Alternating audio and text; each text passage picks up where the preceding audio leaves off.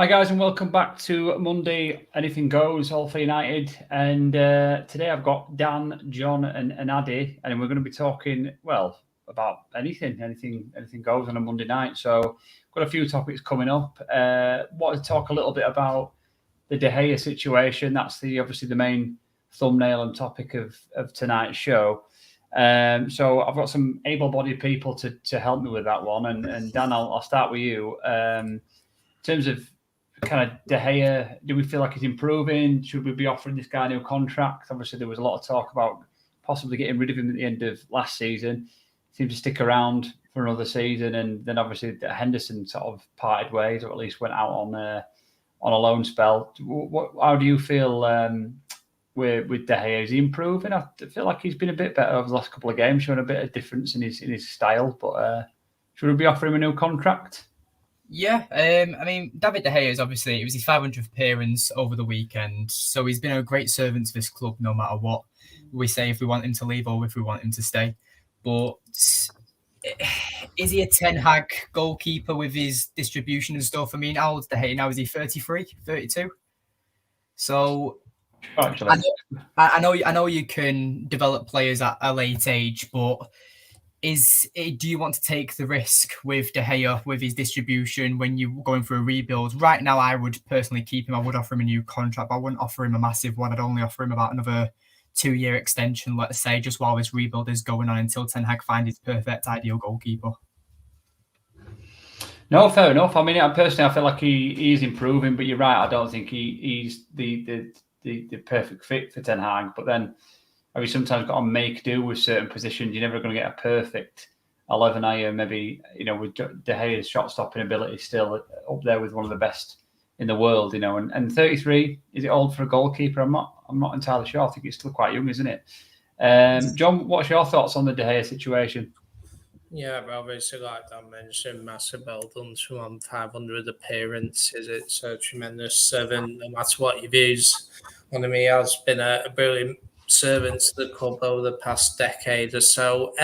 My view on De Gea, I love him as a person, as a player, and all that, but I do think maybe it's time to potentially move him on. I did say in the summer that Ten Hag will look to address the goalkeeping situation, but he'd probably focus on other priorities, and that's why I bought me last year, Martinez, Ericsson, Anthony, players like for me, it will need addressing, and it's interesting, we've been linked with we sent scouts the I can't remember his name, but the Milan goalkeeper, and also and the Porto keeper Costa, is it? And the bits I've seen more of Costa, and he looks a good goalkeeper, a good modern goalkeeper, and he's 23, and I do think we will need to address it. I think De Gea has improved a little bit this season. Seems like he has been more willing to come off his line a little bit more. I mean, I don't think it's enough as a modern goalkeeper, but I do think he's shown signs that he is willing to learn and that kind of thing. Maybe it's something to do with a new contract, perhaps. But I do think eventually we'll have to move in on.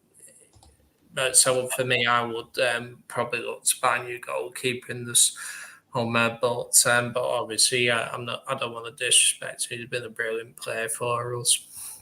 Yeah, 500 appearances is nothing to be kind of disregarded, is it? It's an amazing achievement in at that level. It's fantastic. Addy, it was kind of your topic, this, wasn't it? In terms of De Gea, when we were talking about it pre-show, and what's kind of your views on it? Which way are you kind of feeling on this kind of topic? Yeah, I wanted to talk about it because I thought, obviously, what Rio said, and then him coming out himself saying he wanted a new contract. First thing, fair play to him. 500 appearances, like you said, nothing to be sniffed at. Sorry, very well done. But in my view, he's just not a Ten Hag keeper at all. Ten Hag keeper needs to be so comfortable with the ball at his feet, playing out from the back. And yes, I agree with you when you say like he has improved.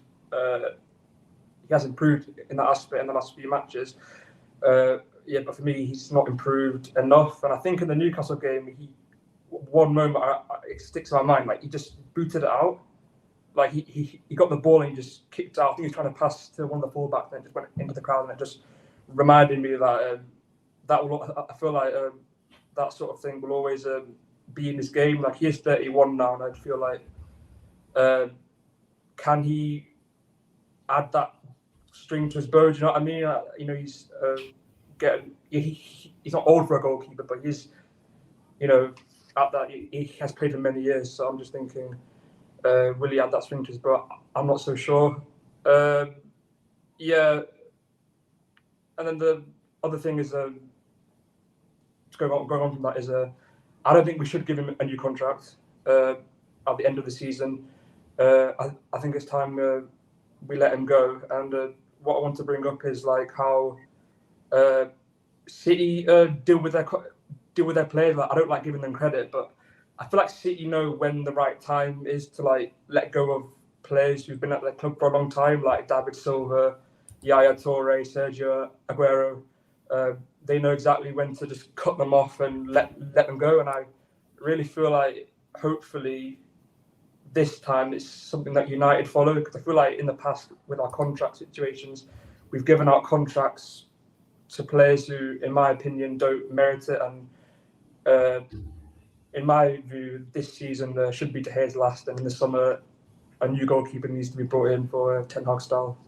Can I just jump in a second there, just to talk to you that do you think, with obviously you're saying about David De Gea, we shouldn't offer him a new contract, but do you think that the outfield positions are more key to change at first before David De Gea? Because I think he's still good enough for his at this level, and I think that they're more important positions that we need to change before changing the goalkeeper. But I don't know, David De Gea needs to improve his distribution and stuff, but I still think he's a great shot stopper, and that's what a goalkeeper really needs to do at the moment. I think that's the save the net, and I think there's more important positions to actually change before we actually change the goalkeeper, but that's just my opinion.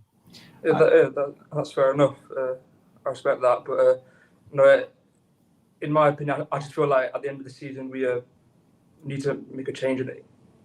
Need to make a change in the goalkeeping position. That's why I think I just feel like for Ten Hag style, someone much more comfortable with the ball at his feet is something. And I know what you mean. Shot stopping is should be a high priority for a keeper, but I do feel like there are better options out there that would suit our style of play moving forward.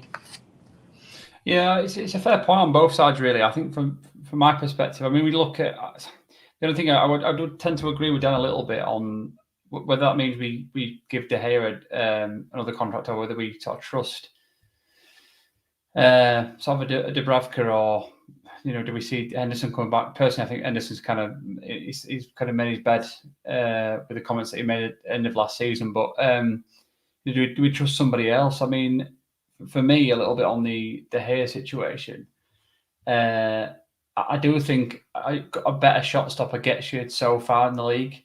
That's maybe where we're aiming for at this moment in time. But when you look at sort of the very, very top keepers, that obviously then takes you to that maybe top 3 positions within the league. You look at Alisson yesterday in the City game. His sort of calmness on the ball in and around his box when they were getting pressed high. Obviously, the delivery to Salah quickly to give him that goal, and he's just general presence. I think De Gea's always struggled with size and presence within the box. He's not been the tallest of keepers, and I don't think he's ever filled out like many of the top keepers have.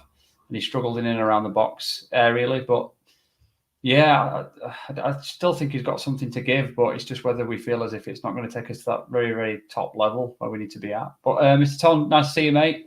What do you feel on the De Gea matter? I definitely feel like it's an important issue. I disagree with Dan. I feel like goalkeeper, centre midfielder, striker, right through the core, the middle is definitely 3 positions we need to sort out emergency. Like it's clear to see. If it ain't clear to see, go back to when we played Liverpool last season.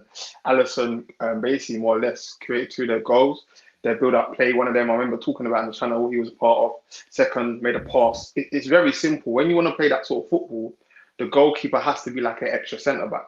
they call it super keeper, whatever, but has to be like a centre back, has to be comfortable, has to be composed, and on top of that, can actually pass, not just in the air, but through the lines. That's just two important factors, and whether we like it or not, shot stopping is a part of the past. Just being a shot stopper now, this is the future now, and with this manager, who's a very modern manager, is modernizing the club and our tactics, what we see on the pitch. So we got to get with the program. Unfortunately, that's just how it is right now. We got to get with it, and unfortunately, that means with a lot of our players, in a couple of years, 2 years max, probably 3 years, we're going to see them come out of the team, and it's going to be a whole new 11. We're seeing it. We're seeing a glimpse of it now. It's very.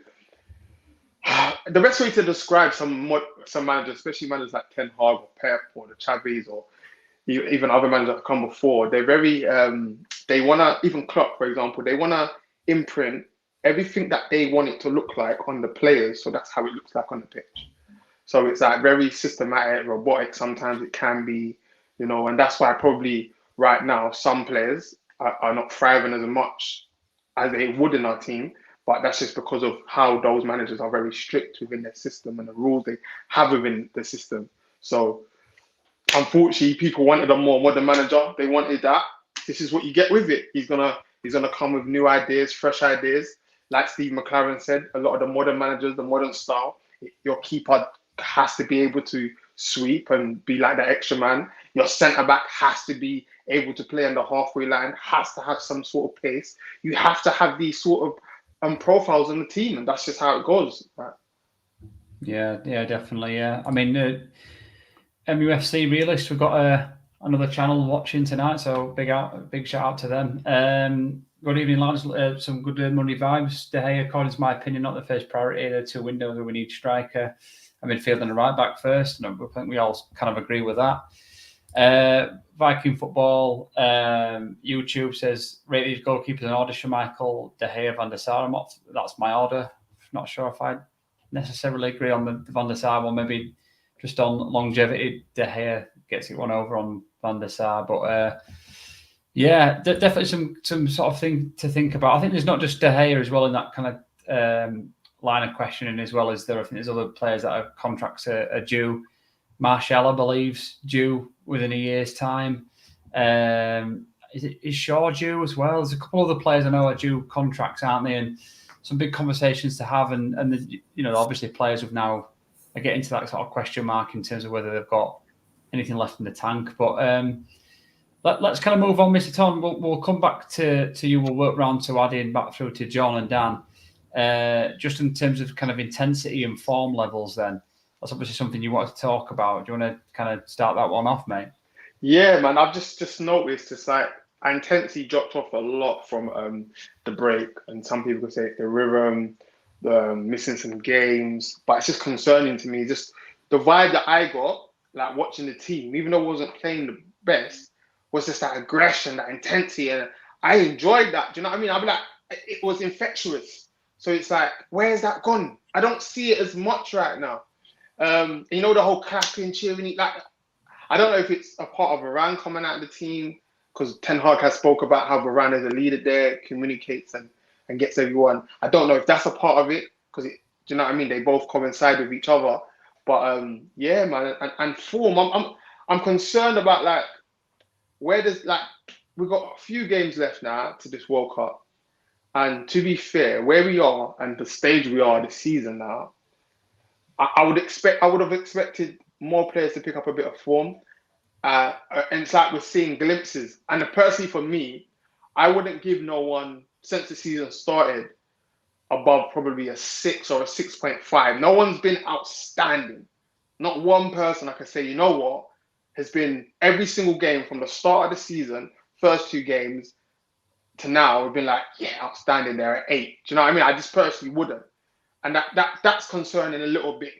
I should be able to by now 1 or 2 players and be like, even if it's just 1 or 2, and be like, yeah, do you know what I mean? Like, I can say you're an 8, you're above everyone else, but it's kind of hard right now because even Eriksen has had his moments, Sandro Martinez had his moments. It's been a bit strange this season, just for me personally, when I'm looking at the form.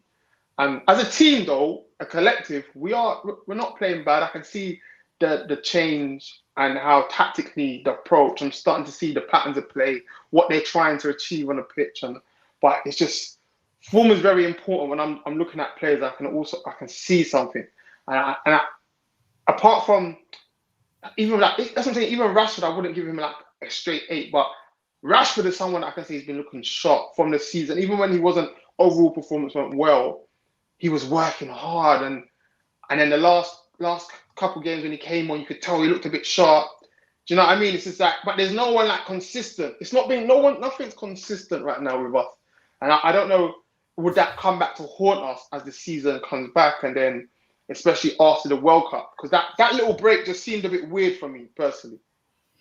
I think, I mean, I'll come to Addy in a second. I think for me on this, it's confidence, isn't it? And that's quite an abstract kind of thing to think about, because you know what you can't really sort of bottle that, can you? So, but confidence comes with scoring goals, creating chances. We you know, I don't want to talk about it too much because the guys talked a bit about that on last night's show after the game yesterday. But in terms of like the confidence that it comes from, you know, you're creating chances. Yeah, you might not be taking them, but you're creating abundance of chances each game, and the players' confidence picks up, and from that the intensity comes, and the collaboration comes. Everyone's high-fiving and fist pumping, and like you say, patting each other on the back. But over the last couple of games, especially the Premier League games, we've been a bit lacking in terms of creativity, and that can sort of worry, can sort of set in, I think, a little bit there, and confidence drains out of you. So that's where I think it's come from. I think we started off quite well, maybe not the season quite well. Obviously, we started pretty poorly, but I think there was a middle part of that where then we started playing pretty well. And the last couple have just been very unconvincing. You know, I know we got the result out of the Everton game, but it was hard fought. Obviously, got a draw against Newcastle. So some tough games coming up, Miss it on, isn't there? You know, Spurs, you need to get a result out of that if we really want to challenge for top 4. Obviously, West Ham, is it West Ham next or the game after? I can't remember. It's the next game. Also done West Ham. Yeah, and then it's Chelsea at the end of the month. So it's a big games coming up, you know. So we have to get that confidence up and really feel like we can create chances against even the you know, obviously we're not doing it against the weaker teams, but we need to be confident that we can do it against the bigger and better teams as well. So yeah, it's I don't think it helps that the team's not picking itself as well at the minute. He seems to be swapping and changing his midfield and unsure about his front three. But yeah, it's just confidence for me, mate, I think, at this moment in time. Addy, what do you think? What do you put it down to, really? Yeah, I sort of agree with the overriding point where, like, after Liverpool, we sort of were really intense and pressing well, and then the last few games that stopped. Yeah, I completely agree. I think it's confidence. Obviously, we came back off that break with that heavy defeat to City, and then I think that took a hit on the confidence of the players. And then, as you say, when you lose confidence, then you know things like pressing, you know, hard tackles, that sort of thing. They just go, and yes, it's been very evident in the last couple of matches. And same with the form. I mean, before the season started, I said something along the lines of some of the players that we had that we've got from last season won't perform as badly as they did last season this season.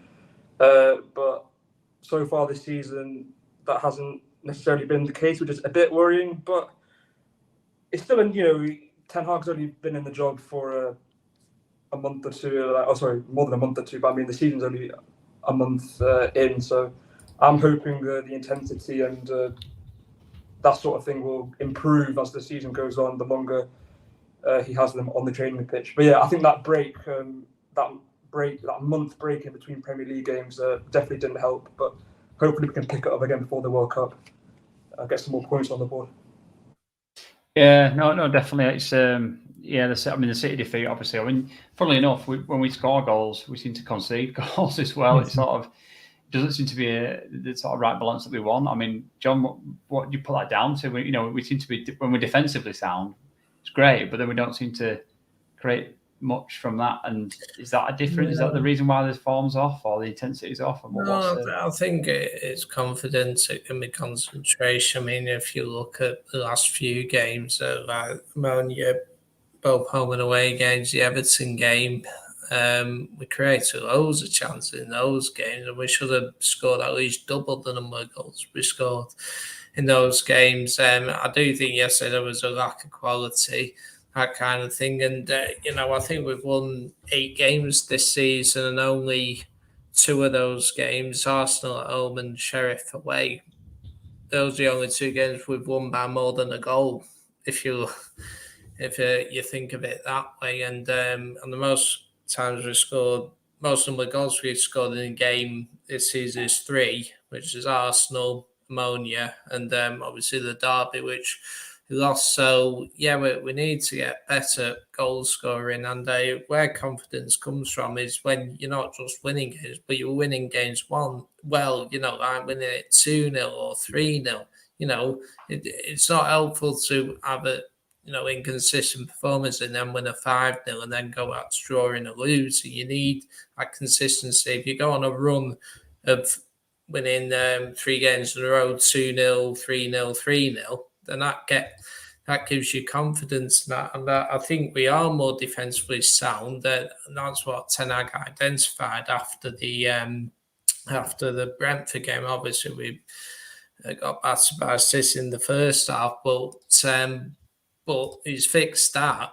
But we got to be more clinical, and this is why Mr. Tom mentioned before, we need a striker. Like Ronaldo, Rashford missing that header yesterday. Where people say, "Oh, Ronaldo would have headed it in," and that, but you can't rely on a 37-year-old to just bail you out every time. You need someone who's capable of putting it in there. And if I was Ten Hag, I'd be demanding the forwards do extra work on the training grounds, improve their shooting, because they're not doing something right.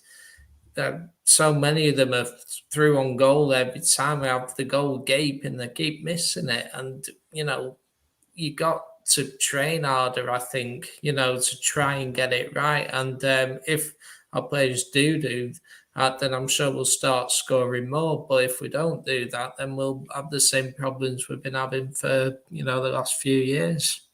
Yeah, definitely. I mean, when you again, I'll come back to that game because let's be honest, it's been a pinnacle of Premier League football for the last at least 3 years, hasn't it? In terms of Man City and Liverpool, and that game yesterday showed what you need to do to beat a Man City, who, let's be honest, have probably stretched away a little bit from Liverpool lately. You need to give them that aggression. You need to fight, and there's still players in there that are doing that for Liverpool. Who you'd argue that probably on the well past the horizon. Milner, for example, still putting it in at the age he's at. So, it's got to be a level of aggression and intensity. So it's a more of a mental aspect, isn't it, Dan, than anything else? Surely it's down to the players putting the right sort of tactics in that Ten Hag wants to see than just pure ability. I don't. First of all, you need to put the effort in, don't you? Yeah, I completely agree. I feel like, I've said it a few times that where Bruno Fernandes says about how the players shouldn't compare themselves to other big teams, they should compare themselves to themselves. So I really disagree with when Bruno says that, because it's pretty much you saying that we're as good as our best player and we're as bad as our worst player, strictly speaking. I personally feel like you should have that mentality of wanting to be the best. You should want to play to the best of your abilities, and I feel like that's what actually causes this weak mentality when it comes to confidence and form. Like you said, look at James Milner. He's 35, 36 now, and he's still playing for one of the best teams in Europe. I know they're quite bad in form at the moment, but he's still a crucial part of that Liverpool team over the last few years, 100%. So that comes down to mentality, and you can tell that James Milner's an absolute warrior. Look at when United played Liverpool, Van Dijk with his arms behind his back, and then Milner was absolutely screaming at him. So he doesn't care, but Milner knows his place, and he knows that he can demand other players that are a lot better than him. So I feel like it does come down to mentality with these United players, and whether it's scouting issues with the weak mentality players or it's the players themselves where they need to look at. But it's just one of them. Yeah, definitely. I mean, Mr. I'll come back to you just in terms of what Dan said there, in terms of sort of like kind of leadership, really. I mean, is that something that we're still struggling to get hold of then? Do you think that's another issue that we've got with the form and the intensity, that we don't seem to have a natural born leader in this team? You know, we're still struggling for a real sort of captain, aren't we, to be quite honest? Yeah, I feel like Varane, if he didn't have his injury issues, you know what I mean, it probably could have been potential the way, especially the way that Ten Hag was talking him up in the media. Um, I feel like if Casemiro could speak English, that would be another one. Do you know what I mean? After the amount of trophies he won, it's like we've got leaders in there, but I just feel like they're still new to the team, like Lissandro Martinez. I remember when they was going through a drill, doing some header drills, and he was leading the back four. And I've seen him on the pitch. You can see him sometimes command, organize things.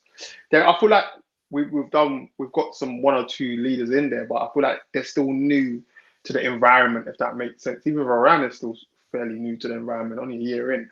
So, but definitely, I would say if he could stay fit, the way the manager speaks about him and how he leads and how even that game, he came on and I think it was a set piece, and Varane was like, I mean, Ten Hag spoke after the game straight away that you see Varane's communication, leadership, the way he organized things for that set piece. Is, like I said, he keeps praising his leadership, and there's something I feel like there's if he could stay fit, there might be more in it, but that's an issue, isn't it? Yeah, as much as Bruno's got the vice, he's the vice captain right now, and he's been the captain on the pitch.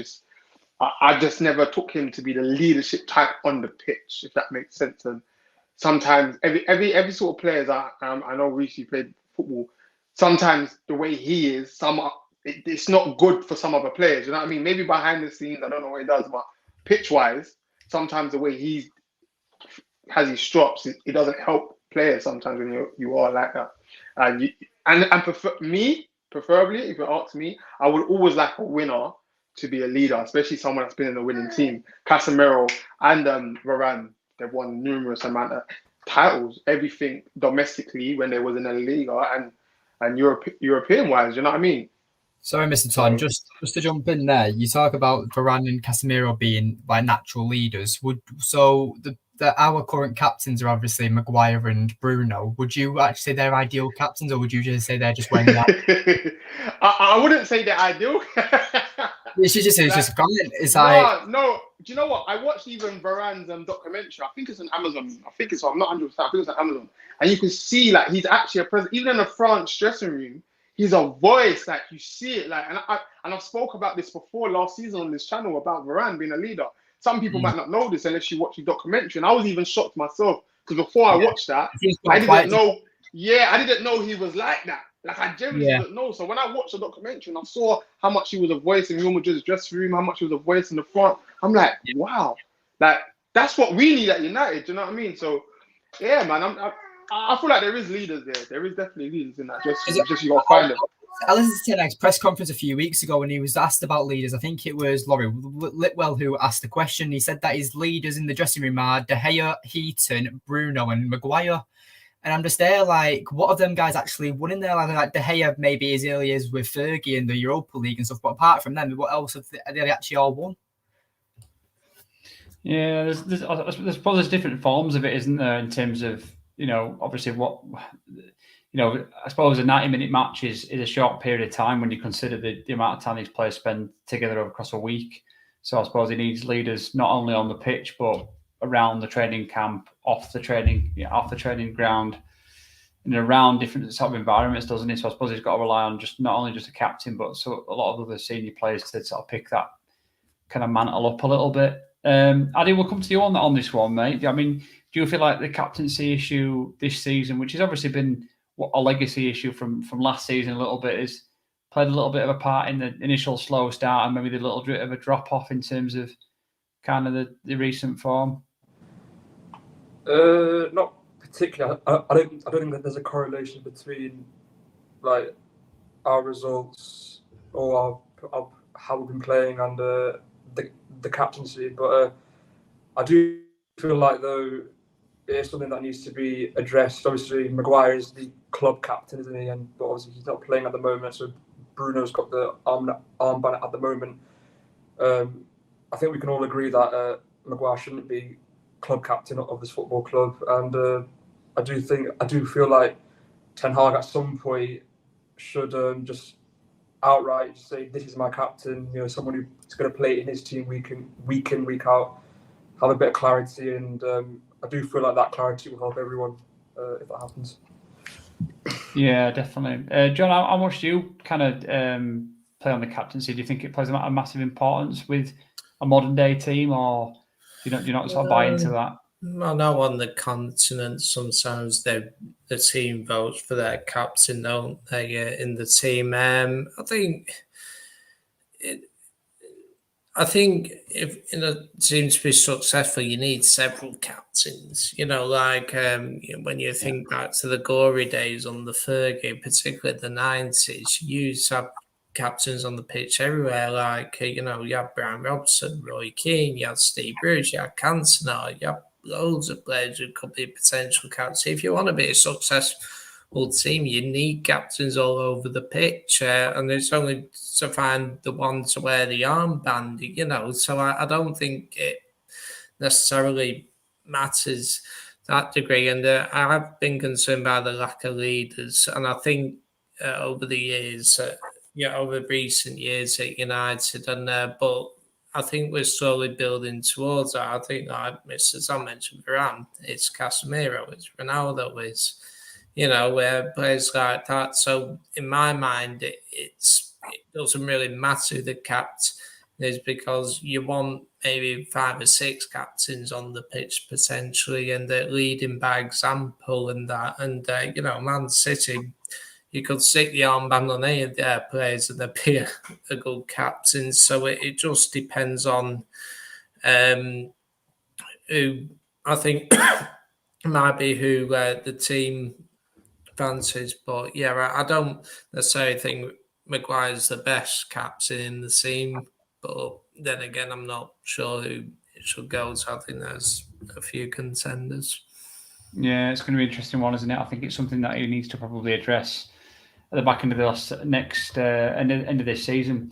John, we'll come back to you on your topic then. So we've passed the half an hour mark, and obviously we've got Spurs on Wednesday. So something we're all kind of looking forward to.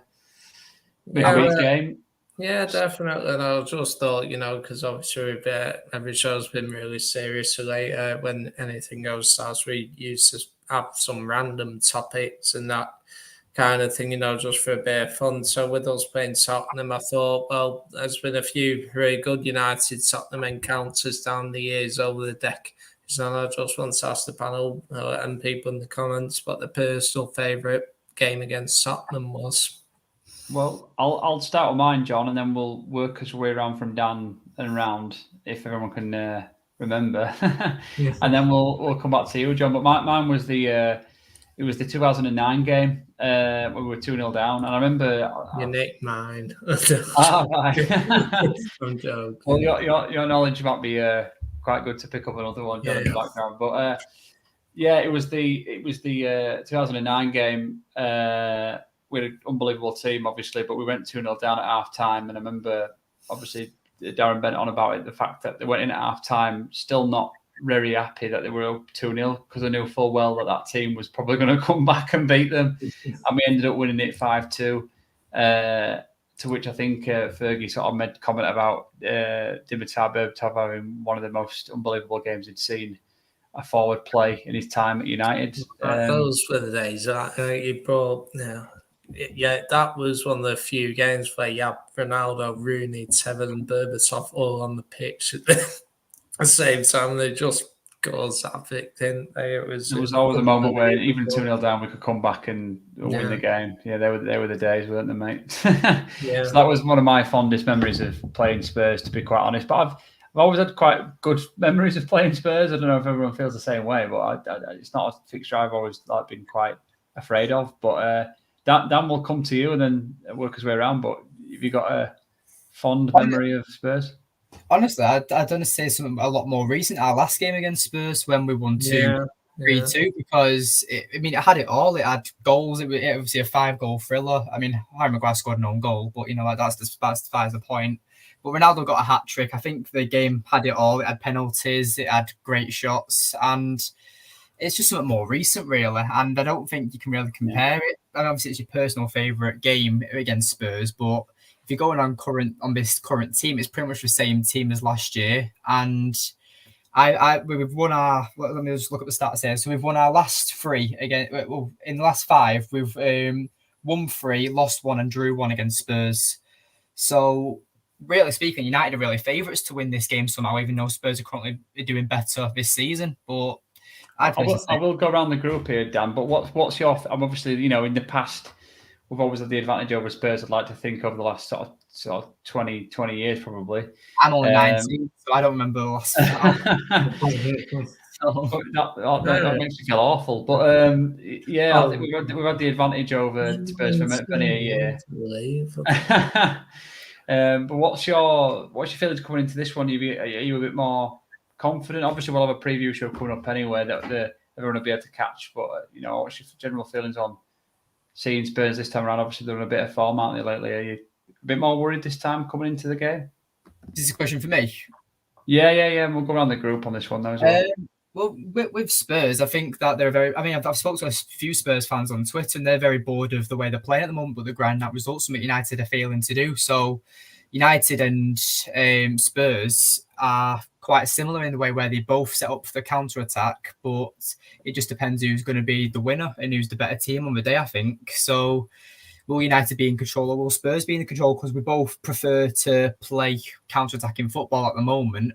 So it's just who actually takes the better chances against each other, really. Depends whether that. I mean, their firing line might be a little bit more on form than ours at the most moment in time, especially. Alisson and what's his name, Kulusevski are injured, aren't they? So it's only really Kane and Son. I mean, and I'm not going to say it's only Kane and Son, they're great players. Yeah. It's still limitations, but United also have the limitations with injuries as well. Yeah, I think what's Kane now 9 in 10 games, and it's been underplayed for the fact that Ireland scored 15 odd goals already this season. But it's a good return for Kane this season, isn't it, compared to where he was last season? But Mr. Tom, we'll come to you in terms of your fondest Spurs memory and playing Spurs, and how are you feeling coming into this game on Wednesday? Do you know what? The first moment that came into my head, I forgot what year it was, but I just remember Nani scoring some worldie where he dinked it. And I was at my friend's house, and my friend was a Chelsea fan, and he was like, "You see Nani? He's going to be one of the world's best." And then I was like, well, obviously he didn't go into that, but then there's another one, a more recent one. I'll say is definitely the moment is when Pogba, and the only reason why it came into my head is because it pissed off Jose when Pogba paid that ping right over the top to Rashford. And then it's funny because then when I watched the Tottenham documentary, Jose was like, "Be careful at halftime. Yeah, look, I saw Pogba's that. Pogba's gonna look for Rashford." And it happened, and I'll say, that's the one for me, man. I think in more recent times, that game, that's the one because it gave me that moment, especially when you look at the documentary, you just laugh like he predicted what was gonna happen, and it happened. So yeah, but as for the game, I'm 50-50 on the game. I've watched quite a few of Spurs games. It's like they're a very open team, but if you don't take your chances, they will bury you.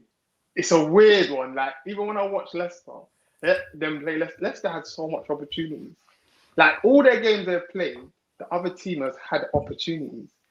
Like, but then if you don't capitalize on your opportunities, they will bury you with the way that they're playing. Obviously, Kane, Son.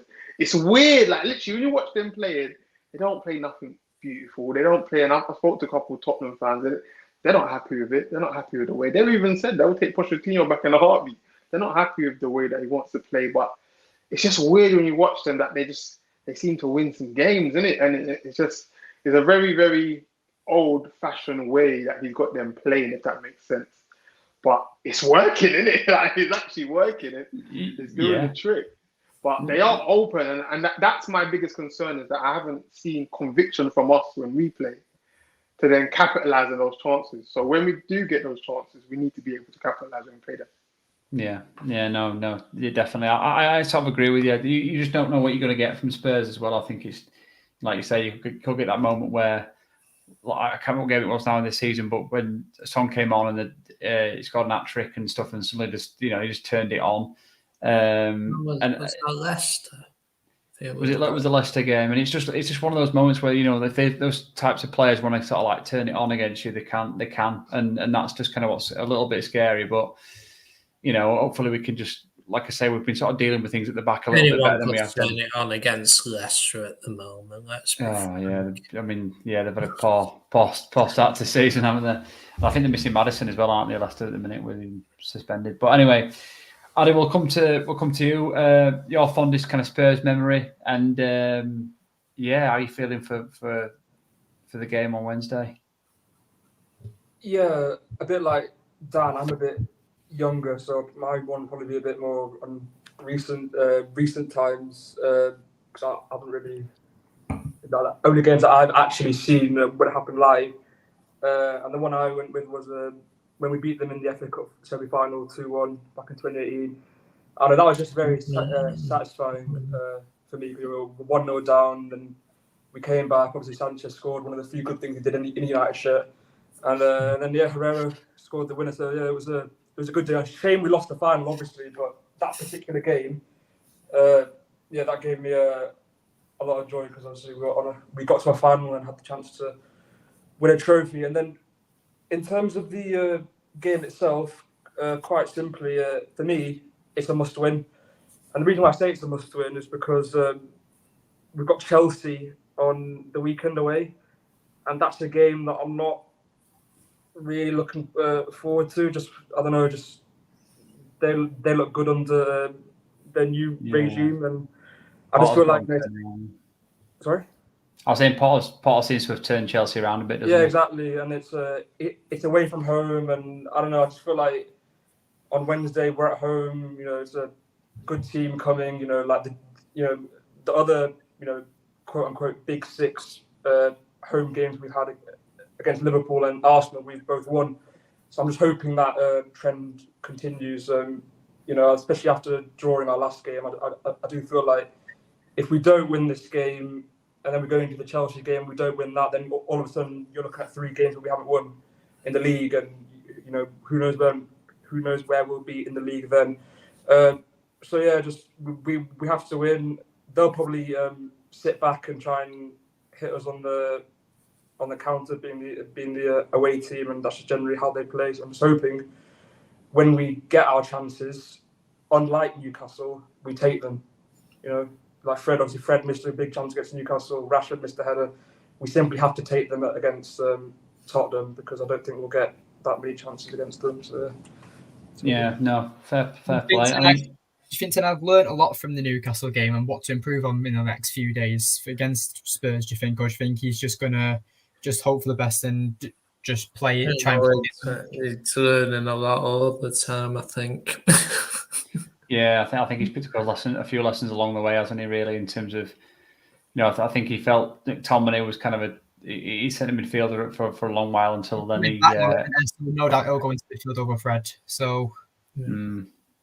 I still think he's learning some tests along the way, probably some hard tests along the way. But John, we'll come to you, mate, on your game and how you feeling for Wednesday. Well, probably one of the earliest. You mentioned the 5-2, but I'm surprised nobody's mentioned the 5-3 in 2001. 3-0 down at half time. We came back to win 5-3 at White Hart Lane. That was brilliant. And like I mentioned, there's been some belts over the years. I think the first Premier League season, we beat them 4-1 in January, and it gave us momentum to, push on for our first league title 26 years. There was some brilliant Tottenham United games in the 60s as well. There was a Charity Shield game in 6-7 which finished 3-3, and then Tottenham's goalkeeper scored, and then Bobby Charlton scored 2 screamers and that. And I think in more recent one, the 3-1 in lockdown at Tottenham, when we came back in half of that. So, but aside from the 5-2, I think the 5-3 would have to be in there. As for the game on Wednesday, I said a couple of weeks ago, it'll be one of those seasons, I think, where we'll drop points in the game you expect us to win, and then we'll probably beat a team which we don't expect to win. So I personally think we will bounce back on Wednesday. I'm hoping so, and I think Tottenham will be a tough test in that. But overall, our record tends to be quite good at home to Tottenham. So hopefully we will come back and get a win, because I think we need it.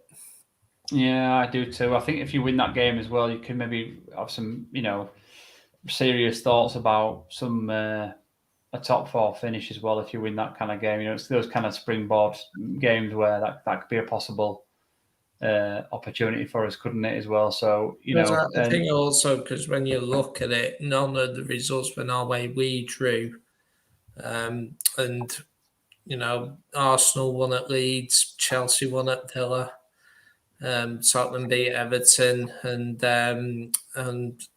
forget about City, but Liverpool won as well. It's like none of the results actually went our way this week, and so it's about time we need to get some of those points back. Generally what happens, John, isn't it? Yeah. It's generally what happens. The teams that are expected to finish in those top places to start to get a bit of form, don't they, after the first 10 games? And this is why we need to bounce back this week. We need to get minimum 4, but after the draw, yes, we might need to win both games potentially, but definitely look at winning. We'll have to win on Wednesday, I feel. Yeah, no, definitely. Yeah, right, okay. We're going to finish off the hour. We've got sort of 15 minutes, 10 minutes left. And then get your suggestions, your ideas, your comments, your players, whatever. I'll explain the next topic and get them in the chat if you can.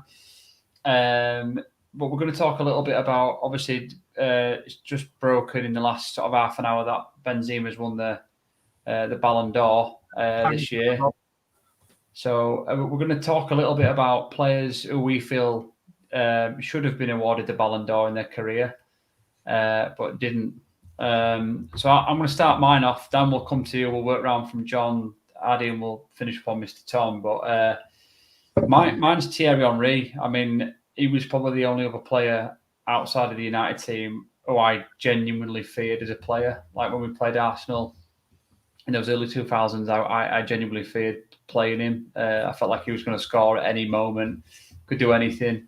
He was one of those players that I admired outside of the United team as well. As much as they were massive rivals, I just couldn't help but like the guy and like what he did. And some of his stats, I mean, looking at him in 2003 and 2004 season, scored 24 goals and got 20 assists, and was picked by I think it was Nedved that season.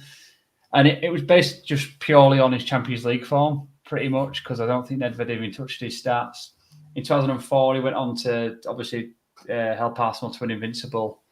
It should be said in that 2003-2004 season, Arsenal won nothing but an FA Cup that year. Obviously, it was still a trophy, but they got picked by United to the league title. Obviously, got knocked out of Europe in the quarter-final stage.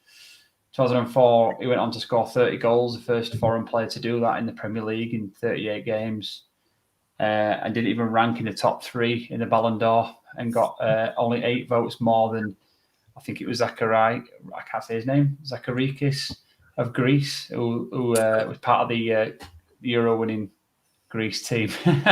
So there was a lot of controversy surrounding the Ballon d'Or, but Henry in those 2 years especially was something else, and I feel like he was much deserving of that title that year. But yeah, Dan, we'll come on to yours, mate.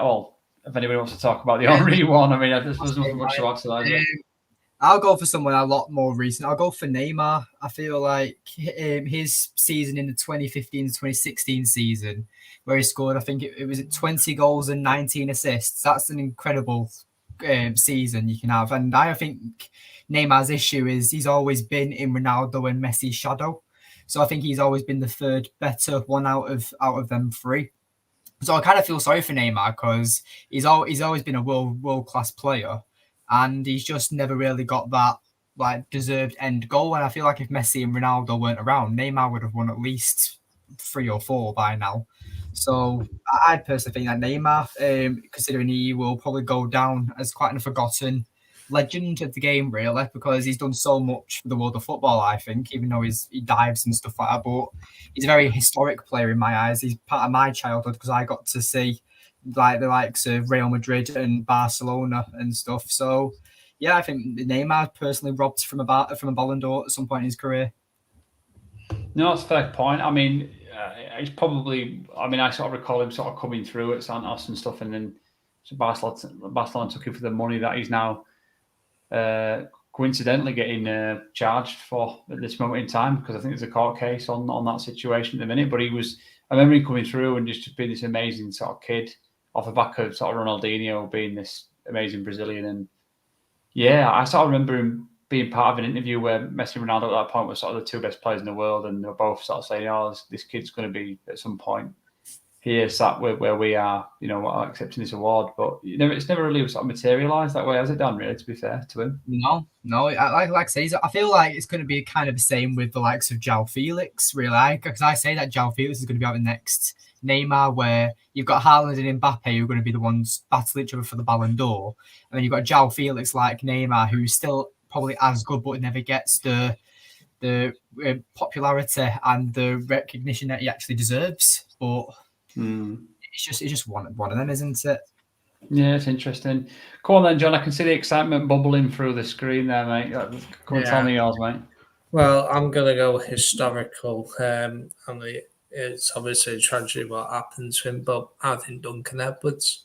I think he would have lifted the World Cup for England if he had he lived. If he'd survived Munich and played again potentially, and I personally think he would have won. He would have been guaranteed to win the Ballon d'Or, and we possibly would have won the World Cup in '58 if it hadn't been for the tragedy. So for me, would have to be him. As for modern era, for me, Wesley Sneijder should have got in 2010. He should have got it because he won the treble with Inter Milan. And he got the Netherlands to the World Cup final that year, and he was superb that year. And it was the Messi Ronaldo domination out, which I thought was a great shame because I think Wesley Sneijder should have got it that year personally. But hey, yeah, I mean, it's probably going to feature as part of the common themes as part of this list. There's probably a lot of players who unfortunately had to come a cropper to that legacy between Messi and Ronaldo, wasn't it? And you're right, that was an unbelievable. And Lewandowski should have won it the year they abandoned it due to COVID as well. He should have won it that year. Yeah, that was a massive slap in the face, to be fair. I totally agree with that. No, thanks, John. Adi, who's your kind of person who never did but should have player? I'll go with a keeper. I'll go with Buffon.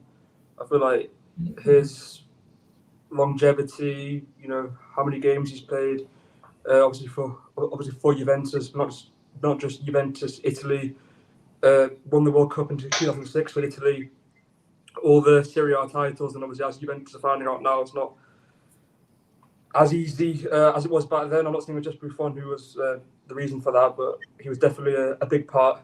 And even when he was with Parma, I think he won the Europa League when he was with them as well. So he's just had like an amazing long career, like one of the best, if not the best goalkeeping careers I can think of. And I know it's hard for keepers to win the Ballon d'Or. I think only one has ever won the Ballon d'Or, but I don't know. I just feel like he deserved one, like maybe in 2006 when Italy won the World Cup. But yeah, I feel like he deserved a Ballon d'Or, but wasn't to be. Yeah, rather like Ronaldo or Nine, they never won the Champions League. Yeah. It plays I think it plays a huge part in that. I think that's why Henry probably didn't win it as well because of his European success. And he did win in 2009, but that was Messi, wasn't it? Yeah, it was with Barcelona as well, wasn't it? It wasn't with. It's unfair, really. It's like Kaká won it in 2007. It should have been Ronaldo. It's just one of them, isn't it? But... Yeah. I mean, it's difficult. Obviously, only one person could win it. There's been so many good players. I mean, Buffon. I mean, I don't remember a football game without him in. I mean, I had like Pez, the original Pez, which Dan and Addy won't remember, but he was on that game, and that's like probably 30 years old. It's ridiculous the longevity that guy had at such a top level. But yeah, shame really. Mr. Tom, what's your who's your player that should have won it in your opinion? I would say Xavi, because obviously there was that time, when Spain was going on their dominance, and then Barcelona was going on their dominance. But Not once Iniesta, again, though. do you know what? I was actually going to say both of them, but Right. obviously you can only pick one. I'll say both of them. But once again, Messi was taking the Ballon d'Ors at that time. So Well, that was that year, wasn't it? If you recall, there were them three, I think, got the top three. So it was like all it was like 3 years in a row. It was like 2009, 10, and 11. It was like literally 3 years in a row. So, and then Messi won them all three if I'm correct. So it's like, it's hard, isn't it? It was hard at that time. How can you get the even in Iniesta? I mean, I mentioned Wesley Sneijder in 2010, but in Iniesta, he won the World Cup, didn't he? Yeah. Yeah, that's what I'm saying. That their Spanish teams were dominating at the time, and it's just because of Messi. Yeah, because they won three in a row, didn't they? The Euros, World Cup, Euros. Yeah, it was an unbelievable Barcelona and Real Madrid combination, wasn't it? Got a question for the panel. Who actually wins the next Ballon d'Or, do you think, based on current form? Do you think it'll be a much older player or a much younger player? Would you say? Oh, that's hard right now. Really no one's standing question. out, right? It's still too early, man. I think the World Cup is going to play a big part into that. You think? If he continues current form, I think Ireland will win. Yeah, It all depends on. It all depends on the Champions. I've always felt it all really depends on Champions League success. If you have a good season in the league, like a decent score, you can score 20 goals. I never like it when they do it like at the at the end of the year, because it crosses two seasons. For me, they should do it at the end of the season. Yeah. I mean, my choice. It's going to be one of them two, isn't it? I think if Mbappe can win the Champions League with PSG this year, then and he scores a few goals. I know there's a lot of controversy going on with him, and is he going to leave in January? He's not going to leave in January. It's not going to happen. Team that wins the World Cup potentially. Yeah, I think say, for example, do you think if Messi had a terrible season at PSG, but he won the World Cup, for example, do you think he goes down as the greatest player of all time in people's eyes? Because obviously the Messi-Ronaldo debate is then it's no one that they just neither of them have won the World Cup. So would you say Messi would edge Ronaldo if he won the World Cup? I mean, I don't know what you guys say. I don't play too much. I mean, you just got appreciate both, haven't you? And when you look at the Argent, I think, I mean, he would have won the World Cup and that, but you have to remember that Argentina should be competing for major trophies, whereas a team like Portugal, yes, they have Ronaldo and they won the Euros, but they didn't have many other superstars in the team and that. So that's possibly the bigger achievement potentially. But that's what I'm saying. It's easy to win, but when you think of over the decades, I mean, they got Savannah in 2014. He had. Who did they have? They had Aguero, didn't they? And they've had some big players. Didn't they win the Copa America last year as well? The Argentina. I don't know if it is. That's the first international trophies won. Yeah. So somebody's showing their age in the chat. I mean, somebody reckons it might be Sean Goater, Dennis Wise, John Fashanu, or Neville Southall, which some really. For Dan and Addy's sake, that's going to go Xavi. Would be a shout as well for a goalkeeper.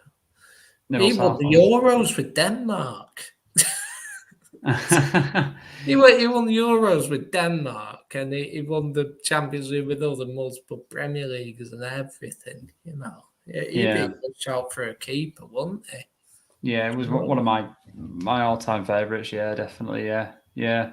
It's difficult, isn't it? I think those positions that are not maybe as glamorous as other ones, it's difficult for them to kind of have a shout. I think it was Cannavaro the only defender to have won it. Yeah, so it's difficult, isn't it? You know, you've got players like Maldini who never won it.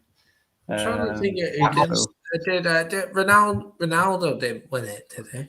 No, R9, yeah. 97 or 98 or something like that. If you he did, right. I'm just I trying. know Michael Owen won it, but I think his stats were a little bit. I'd assume Maradona and Pele would have won it, would they? No, they didn't. It was because they were in South America, weren't they? So they didn't win it. No, well, Maradona played for like Barcelona and Napoli and that. I know Pele never won it because he played in South America, didn't he? But I'm not sure about Maradona. Well, Maradona played for Napoli and he won them 2 league titles and obviously won the World Cup. I'm surprised Maradona never won it. Don't know what time. I mean, maybe a bit of homework for Dan there to take away. But I won it in 97 and 2002. So I'll look at Maradona now. So that must have been World Cup year, wouldn't it? For that. Germany.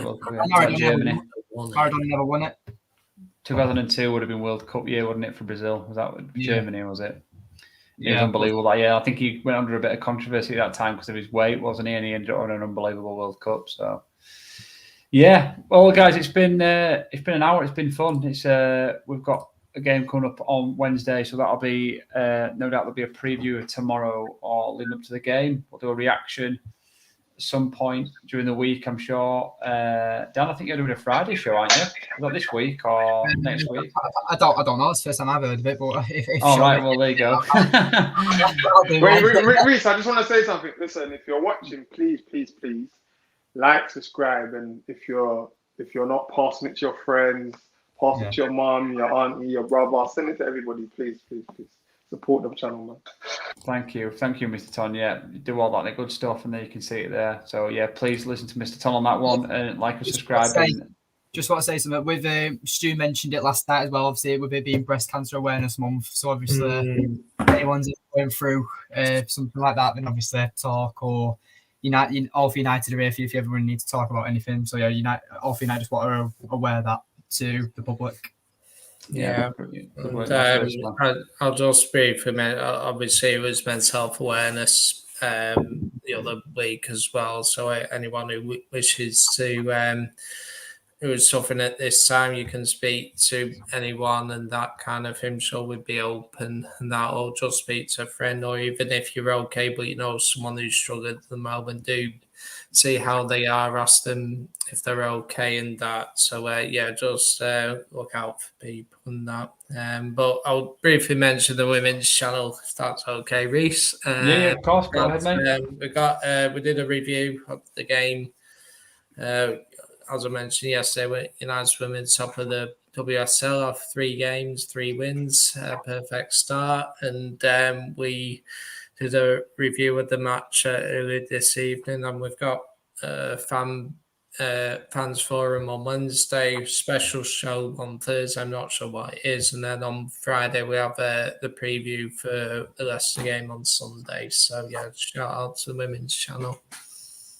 No, guaranteed. Well said, guys. And don't forget to follow the guys on Twitter as well. They all do their own stuff outside of this as well as on this channel. So follow the guys below. All the Twitter handles are below. So follow them on there. They're all on Spaces and doing their own stuff outside as well about United. So catch them on there. Guys, it's been good. We'll catch you in the next one, which will either be Wednesday, Friday, or Sunday. So catch us on one of those 3 shows. I've been Reese, your host tonight, and we've had Dan, John, Addy, and Mr. Ton. See you later. Take care, guys. Bye-bye.